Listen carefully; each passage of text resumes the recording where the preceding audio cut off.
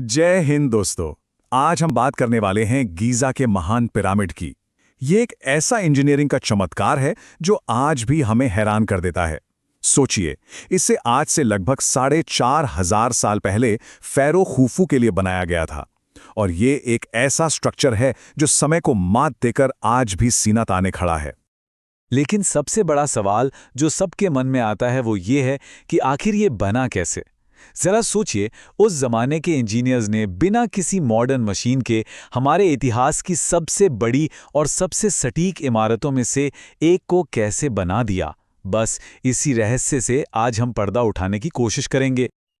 आप अंदाजा लगा सकते हैं, इस एक पिरामिड को बनाने में 23 लाख से भी ज्यादा पत्थर के ब्लॉक लगे हैं। और कमाल की बात यह है कि इनमें से ज्यादातर का वजन कम से कम 2 टन था। जी हां, 2 टन, यानी करीब करीब 2 हाथियों के वजन के बराबर।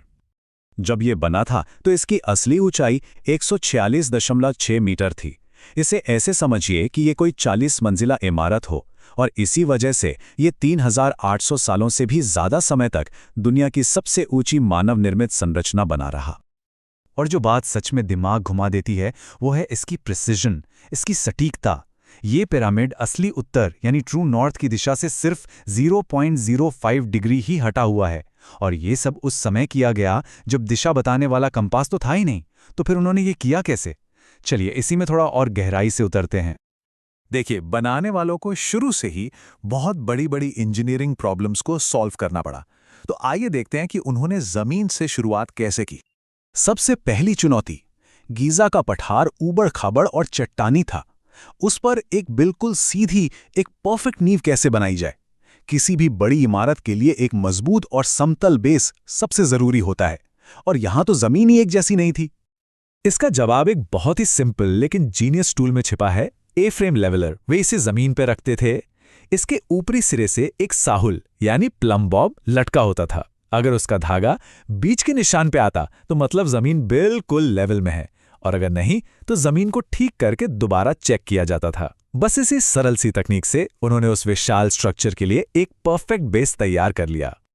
अच्छा, अब आते हैं दिशा तय करने की चुनौती पर।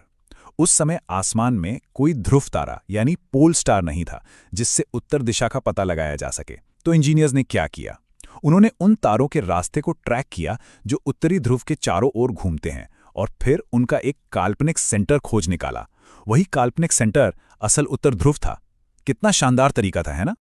ठीक है, तो नींव समतल हो गई और दिशा भी तय हो गई।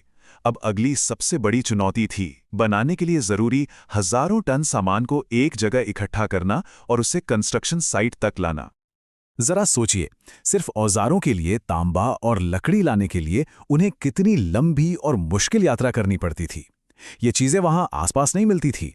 उन्हें नील नदी में 200 किलोमीटर का सफर करना पड़ता था। फिर लाल सागर पार करके सिनाई प्रायद्वीप से तांबे की खुदाई करनी होती थी, और फिर नावों और औजारों के लिए देवदार की लकड़ी भी लानी पड़ती थी। पिरामिड में मेनली 3 तरह के पत्थर इस्तेमाल हुए थे। पीला चूना पत्थर जो मुख्य ढांचे के लिए था, वो तो गीज़ा पठार से ही मिल जाता था। लेकिन सफेद चिकना चूना पत्थर जो बाहरी परत के लिए था, उसे 25 किलोमीटर दूर तुरा से लाया जाता था। और ग्रेनाइट जो अंदर के कमरों के लिए था, उसे तो दक्षिण में 800 किलोमीटर दूर असवान से ढोकर लाया गया था। 800 किलोमीटर! तो इन हजारों टन पत्थरों को सैकड़ों किलोमीटर दूर खदानों से कंस्ट्रक्शन साइट तक पहुंचाने का जो हाईवे था, वो थी नील नदी। ये उस समय का सबसे बड़ा लॉजिस्टिक्स नेटवर्क था जो पूरी तरह से नदी की ताकत पर चलता था। और अब हम आते हैं सबसे बड़ी इंजीनियरिंग पहेली पर। वो ये कि इन कई कई टन वजनी पत्थरों को एक 40 मंजिला इमारत की ऊंचाई तक आखिर उठाया कैसे गया। इस पर जो सबसे ज्यादा मानी जाने वाली थियरी है वो है एक बहुत ही सोफिस्टिकेटेड 3 हिस्सों वाले रैंप सिस्टम की। देखिए, नीचे के 1/3 हिस्से के भारी ब्लॉक्स के लिए एक चौड़ा सीधा रैंप बनाया गया। फिर चेंबर तक 50 टन के ग्रेनाइट ब्लॉक ले जाने के लिए एक बाहरी घुमावदार रैंप, और आखिर में सबसे ऊपरी परतों के छोटे ब्लॉक्स को रखने के लिए एक अंदरूनी घुमावदार रैंप। मतलब एक मल्टी लेवल सॉल्यूशन था ये। तो फिर सवाल ये उठता है कि आज हमें ये बड़े बड़े रैंप क्यों नहीं दिखते? क्योंकि उन्हें बहुत ही चालाकी से रीसाइकल कर लिया गया। जैसे जैसे कंस्ट्रक्शन ऊपर बढ़ता गया, बाहरी रैंप को तोड़ दिया गया और उनके पत्थरों का इस्तेमाल पिरामिड के ऊपरी लेवल को पूरा करने में कर लिया गया। मतलब कुछ भी बर्बाद नहीं हुआ। अब तक की कहानी काफी लॉजिकल लगती है ना? लेकिन इस पारंपरिक कहानी में एक बहुत बड़ी गड़बड़ है, एक पहेली है जो हमें एक नए रहस्य की तरफ ले जाती है। यहां जरा गणित को समझिए, ये आपको चौंका देगा। अगर पिरामिड को 20 से 30 सालों में पूरा करना था तो मजदूरों को 2400 घंटे 100% एफिशिएंसी के साथ हर 20 सेकंड में एक पत्थर को खदान से निकालना, तराशना और सही जगह पर लगाना पड़ता। हर 20 सेकंड में एक ब्लॉक। क्या ये स्पीड मुमकिन है? आज की मॉडर्न मशीनरी के साथ भी 100% एफिशिएंसी लगभग नामुमकिन है। तो फिर उस जमाने में नरम तांबे के औजारों से ये कैसे हो सकता था? ये कैलकुलेशन पारंपरिक थ्योरी पर एक बहुत बड़ा सवालिया निशान लगा देती है। और यहीं से एक बिल्कुल नई, एक क्रांतिकारी थ्योरी सामने आती है जो स्पीड और एफिशिएंसी की इस पहेली को सुलझा सकती है। ये एक बहुत बड़ा खुलासा हो सकता है। यहाँ पर साइंटिफिक सबूत सच में बहुत दिलचस्प हो जाते हैं। जब खदान के नेचुरल पत्थर और पिरामिड के बाहरी पत्थरों का केमिकल एनालिसिस किया गया तो हैरान करने वाले अंतर सामने आए।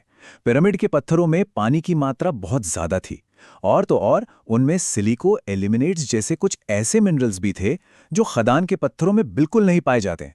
ये एक तरह से सीमेंट की तरह जोड़ने का काम करते हैं। और ये सबूत हमें जियोपॉलिमर कंक्रीट थ्योरी की तरफ ले जाते हैं। ये थ्योरी कहती है कि पिरामिड के कई पत्थरों को तराशा नहीं गया था, बल्कि उन्हें एक पुराने कंक्रीट की तरह ढाला गया था। चूना पत्थर को घोलकर एक स्लरी या घोल बनाया जाता, उसे छोटे छोटे बर्तनों में ऊपर ले जाया जाता और फिर वहीं पर सांचों में डाल दिया जाता। ये थियरी न सिर्फ केमिकल अंतर को समझाती है, बल्कि लाखों टन के ब्लॉक्स को ऊपर उठाने की लॉजिस्टिक समस्या को भी हल कर देती है। तो क्या इसका मतलब ये है कि पिरामिड के पत्थर तराशे नहीं बल्कि ढाले गए थे? ये सवाल हमें एक आखिरी और बहुत ही दिलचस्प सोच के साथ छोड़ जाता है। हमारी नज़रों के ठीक सामने और कौन-कौन से प्राचीन रहस्य छिपे हुए हैं? ये हमें पुरानी सभ्यताओं की कमाल की सूझबूझ पर फिर से सोचने पर मजबूर करता है। ऐसी ही जानकारी के लिए सब्सक्राइब कीजिए ऑल कैन स्टडी को। Thank you. चलिए नेक्स्ट टॉपिक पर मिलते हैं।